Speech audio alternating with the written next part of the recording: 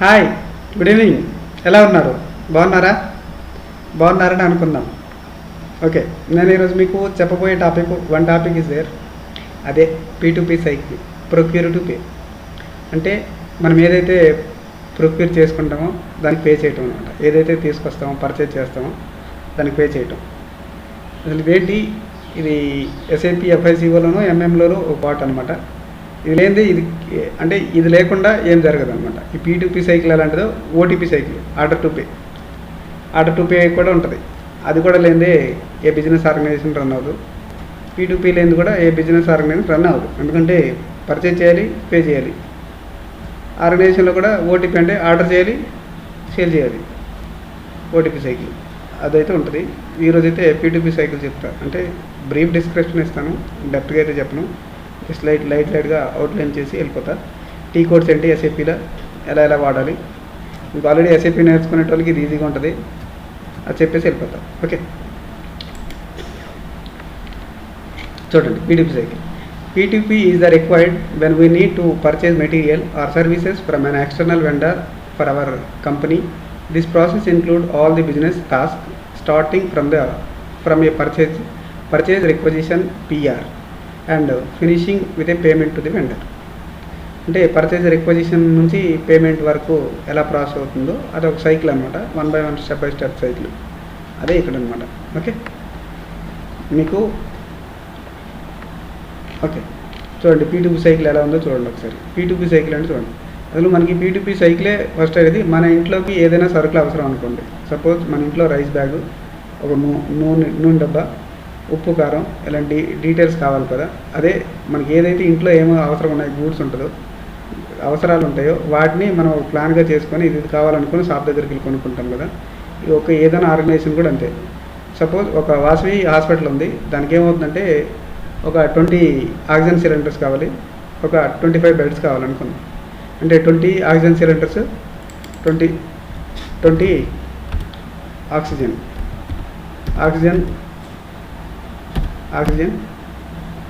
25 beds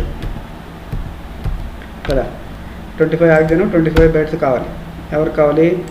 మన వాసవి వారికి కావాలి. అంటే ఏం చేస్తారు వీళ్ళు?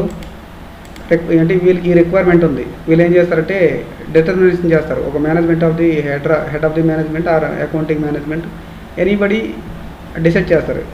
20 ఆక్సిజన్లు కావాలి, 25 బెడ్స్ కావాలని రిక్వైర్మెంట్ అని తయారు చేసుకుంటారు. అదే డిటర్మినేషన్ ఆఫ్ రిక్వైర్మెంట్ అనమాట. ఇక్కడ రిక్వైర్మెంట్ చేసుకొని ఒక ఫామ్ చేసుకొని రెడీ చేసుకుంటారు. ఇప్పుడు ఏం చేస్తారంటే ఈ requirement sources of the determination అంటే ఎక్కడెక్కడ దొరుకుతుందో ఐడెంటిఫై చేయరు. అంటే వీళ్ళు ఏం చేస్తారు? ఒక వాసవి హాస్పిటల్ ఉన్నది, ఇంకెక్కడైనా ఉంటే అక్కడ బెడ్స్ కానీ లేకుంటే ఆక్సిజన్ కానీ ఉంటే అక్కడ నుంచి ఇవి తీసుకురావడం. అంటే ఇంటర్నల్ సోర్సెస్ నుంచి చూసుకుంటాం. లేదు అక్కడ కూడా లేకుంటే ఏం చేస్తారంటే ఎక్స్టర్నల్ రిక్వైర్మెంట్ అంటే బయట సైడ్ నుంచి ఎక్కడి నుంచో, షాప్ నుంచో, ఇంకెక్కడి నుంచో తీసుకురావడం అన్నమాట. ఇక్కడ సోర్సెస్ ఆఫ్ డిటర్మినేషన్ ఏమవుతుందంటే ఇంటర్నల్ ప్రొక్యూర్మెంట్ జరుగుతుందా, ఎక్స్టర్నల్ జరుగుతుందా చూసుకోండి. అంటే organisation based on the organisation. External చేస్తే మళ్ళీ వెండర్ చూసుకుంటారు. ఎవరైతే సర్వీస్ అంటే ఎవరైతే పర్చేజ్ మెటీరియల్ ప్రొవైడ్ చేస్తారో, సరుకులు అంటే మీకు ఎవరైతే వస్తువులు ప్రొవైడ్ చేయాలనుకున్నారో వాళ్ళ దగ్గరికి రిక్వైర్మెంట్ పంపుతారు.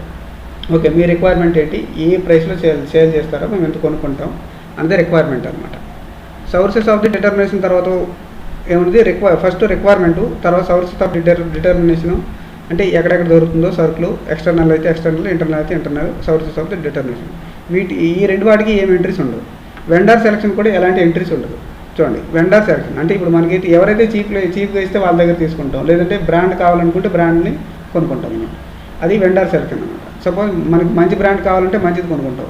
లేదు ప్రైస్ డిటర్మినేషన్లో ఉంటే ప్రైస్ని చూసుకుంటాం. ఎవరైతే ఈజీగా ఉంటుందో అది.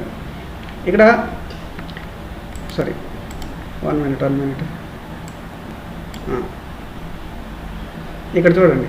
సోర్సెస్ ఆఫ్ ది డిటర్మినేషన్ తర్వాత వెండర్ సెలక్షన్ అవుతుంది. ఇక్కడ వెండర్ సెలక్షన్ తర్వాత ఏం చేస్తారంటే పాయింట్ ఆఫ్ అంటే ఒక ఏం చేస్తారంటే చూసుకునేది కదా. పర్చేజ్ ఆర్గనైజేషన్ కానీ సరుకులు ఉన్నాయా లేదా అనే డీటెయిల్స్ చూసేది PO ప్రాసెసింగ్ చేస్తారు. అంటే PO ప్రాసెసింగ్ అంటే ప్రీఓ క్రియేట్ చేస్తారు. అసలు యాక్చువల్లీ PO ME21N అనే టీ కోడ్ దగ్గర PO క్రియేట్ చేస్తారు. అంటే మాకు 25 బెడ్స్ కావాలి, 25 బెడ్స్ కావాలి, 20 ఆక్సిజన్ సిలిండర్స్ కావాలనుకొని ఈయన ఏం చేస్తాడు? డీటెయిల్స్ అనేది రెడీ చేసుకొని PO క్రియేట్ చేస్తాడు. ఈ ప్రైస్లో ఆ క్వాంటిటీ ఎంత అని డీటెయిల్స్గా పీఓలో క్రియేట్ చేస్తాడు. ఎప్పుడైతే నీకు ME21Nలో పీఓ క్రియేట్ అయిందో నెక్స్ట్ ఏమవుతుందంటే పీఓ నెంబర్ అనేది జనరేట్ చేస్తాడు. నీకు పీఓ నెంబర్ జనరేట్ చేసిన వెంబటే ఎఫ్ఐ ఏం చేస్తాడు, ఆ పీఓని పట్టుకొని ME2DP నుంచి అడ్వాన్స్ పేమెంట్ అనేది చేస్తాడు అనమాట. అడ్వాన్స్ పేమెంట్ చేసేటప్పుడు అది కామన్. ఇప్పుడు పీఓ క్రియేట్ చేసేటప్పుడు ఒక ఎంట్రీ అవుతుంది, ఎంట్రీ తీసుకుంటారు. అడ్వాన్స్ పేమెంట్ చేసేటప్పుడు ఒక ఎంట్రీ తీసుకుంటారు అనమాట. సరే, మీకు పీఓ క్రియేట్ చేసేటప్పుడు ఎంట్రీ కూడా చెప్తాను, అడ్వాన్స్ పేమెంట్ అప్పుడు కూడా మీకు ఎంట్రీ చెప్తాను అనమాట. 1 minute. సరే, ఇప్పుడు పర్చేజ్ ఆర్డర్ పీఓ అన్నది పీఓ అంటే పర్చేజ్ ఆర్డర్ ME21N పీఓ చేస్తారనమాట. పీఓ చేసిన తర్వాత MM వాళ్ళు మానిటరింగ్ చేస్తారు. మానిటరింగ్ చేయటం అంటే అది ఎక్కడ ఉంది, ఏం చేస్తుంది, ట్రాన్సిట్ ఎక్కడ జరుగుతుంది అని చేస్తారనమాట. ఈ లోపల ఏం చేస్తారంటే పీఓ చేసే ముందు ఈ ప్రైస్లో దీన్ని బట్టి అడ్వాన్స్ పేమెంట్ అనేది చేస్తారు. అంటే ఆర్గనైజేషన్ రిక్వైర్మెంట్ బట్టి సెల్లర్ని బట్టి అడ్వాన్స్ పేమెంట్ చేస్తారు. అడ్వాన్స్ పేమెంట్ అయితే ఎఫ్ఐలో ఏమవుతుందంటే FDAS48లో చేస్తారనమాట. ఒక్క నిమిషం. ఎఫ్ఐలో ఏం చేస్తారు చూడండి. ఎఫ్ఐలో ఏం చేస్తారు, advance payment to the or down payment based on the requirement we pay the advance to the vendor or service provider. ఎక్కడ చేస్తారంటే ఇదో FDAS48లో అడ్వాన్స్ పేమెంట్ చేస్తారు. Vendor account data to outgoing bank అనమాట. అంటే వెండర్ అకౌంట్ డెబిట్ చేస్తారు, outgoing bank నుంచి వెళ్ళిపోతుంది కదా, ఇది క్రెడిట్ చేస్తారు. ఇది అడ్వాన్స్ పేమెంట్ చేసేటప్పుడు ఇది 29 అవుతుంది, 29, ఇదేమో 50 అవుతుంది. ఇక్కడ స్పెషల్ జిఎల్ ఇండికేటర్ ఇస్తారనమాట. ఎందుకంటే బిజినెస్ రిక్వైర్మెంట్ బట్టి ఏదైనా స్పెషల్ జిఎల్ ఇండికేటర్ ఉంటుంది, ఏఓ బిఓ సిఏ ఏదో ఒకటి ఉంటుంది.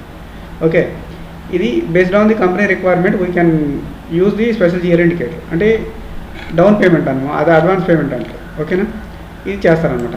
ఈ అడ్వాన్స్ పేమెంట్ అనేది ఎఫ్ఐఎల్ చేసేది. మనం ఏం చేస్తామంటే జనరల్గా ఏం చేసేది, ఇది ME2DP అంటే ME2DP అనే టీ కోడ్లో based on the purchase organise రెఫరెన్స్ని బట్టి అడ్వాన్స్ పేమెంట్ అనేది చేస్తాము. అంటే మనం ఫుల్ పేమెంట్ చేస్తామా, హాఫ్ పేమెంట్ చేస్తామా, లేకుంటే 30% అనేది ME2DPలో చేస్తారనమాట.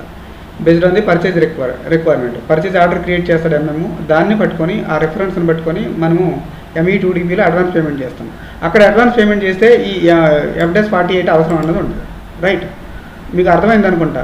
ఎప్పుడన్నా పర్చేజ్ రిక్వజిషన్ వచ్చిన తర్వాత మనం అనేది సరుకులు సప్లై చేయడానికి వెండర్ సిద్ధపడిన తర్వాత పర్చేజ్ ఆర్డర్ అనేది తయారు చేస్తాము. ఈ పర్చేజ్ ఆర్డర్ అనేది తయారు చేస్తాడు. అనేది పర్చేజ్ ఆర్డర్ తయారు చేసి రిఫరెన్స్ నెంబర్ ఒకటి క్రియేట్ చేస్తాడు. ఆ రిఫరెన్స్ నెంబర్ని బట్టి మనము అడ్వాన్స్ పేమెంట్ అనేది తయారు చేస్తాం అనమాట. బేస్డ్ ఆన్ ది రిక్వైర్మెంట్ అయితే సర్వీస్ ఎవరైతే మనకి ప్రొవైడ్ చేస్తున్నారో వాళ్ళని ఐడెంటిఫై చేస్తాము, సోర్సెస్. తర్వాత ఏమవుతుందంటే పర్చేజ్ ఆర్డర్ క్రియేట్ చేస్తాము. పర్చేజ్ ఆర్డర్ని క్రియేట్ చేసిన తర్వాత అడ్వాన్స్ పేమెంట్ అని చేస్తాం అనమాట. అంటే based on the purchase order బట్టి అడ్వాన్స్ పేమెంట్ చేస్తారు. ME21Nలో పర్చేజ్ ఆర్డర్, తర్వాత ME2DPలో advance payment to the vendor అనమాట. ఇది పాయింట్ ఆఫ్ వ్యూ. ME2DP అనేది ఎఫ్ఐఎల్ చేస్తారనమాట. సరే, ఇది అయిపోయిన తర్వాత ఏం చేస్తారు, మనకి ఈ గూడ్స్ అనేది మానిటరింగ్ చేస్తారు. ఈ గూడ్స్ ఇష్యూ ఇక్కడ చూసారా, ఇక్కడ పీఓ క్రియేషను, పీఓ మానిటరింగ్ చేస్తారు. పర్చేజ్ ఆర్డర్ మానిటరింగ్ చేయటం అనమాట. దీన్ని బట్టే అడ్వాన్స్ పేమెంట్ ఈ మధ్యలోనే జరిగేది. అడ్వాన్స్ పేమెంటా ఇంకేమంటే పేమెంట్ ప్రాసెసింగా ఏది జరిగేది అనమాట. ఇదేం చేస్తారు, గూడ్స్ రిసిప్ట్. అంటే మనకు సరుకులు వచ్చాయా లేదనేది చూసుకుంటాం అనమాట. అనేది సరుకులు వచ్చినట్టు చెప్తాడు. ఇన్వాయిస్ వెరిఫికేషన్, మనకి ఏదైతే ఇన్వాయిస్ ఇచ్చామో ఆ ఇన్వాయిస్ వెరిఫికేషన్ ఉంటుంది, పేమెంట్ ప్రాసెసింగ్ ఉంటుంది.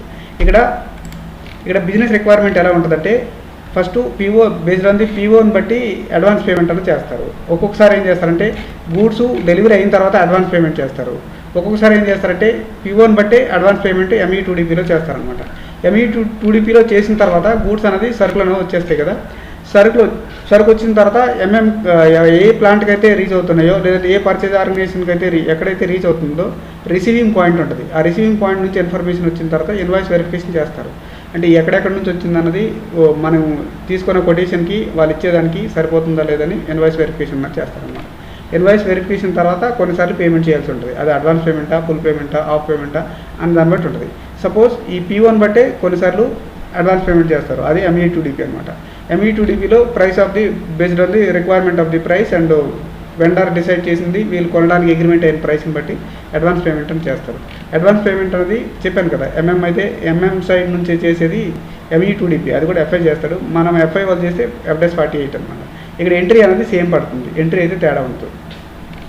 ఓకే, ఆఫ్టర్ డౌన్ పేమెంట్ ఏం చేస్తారు, ఫైనల్ సెటిల్మెంట్. గూడ్స్ రిసీవ్ అయిపోయింది, వాళ్ళు ఇచ్చే సరుకులు ఇన్వాయిస్ వెరిఫికేషన్కి వాళ్ళు ఇచ్చే సరుకులకి సరిపోయింది, ఇన్వాయిస్ వెరిఫికేషన్ ఓకే, అన్నీ సరిపోయిందంటే ఫైనల్ పేమెంట్ చేస్తారనమాట, సెటిల్మెంట్ అనమాట. ఈ ఫైనల్ సెటిల్మెంట్ ఏం చేస్తారంటే ఇన్వాయిస్ అనేది నార్మల్గా చేసేటప్పుడు FB60 కానీ F-43 కానీ వేస్తారు, expense account ఎటార్ to vendor account.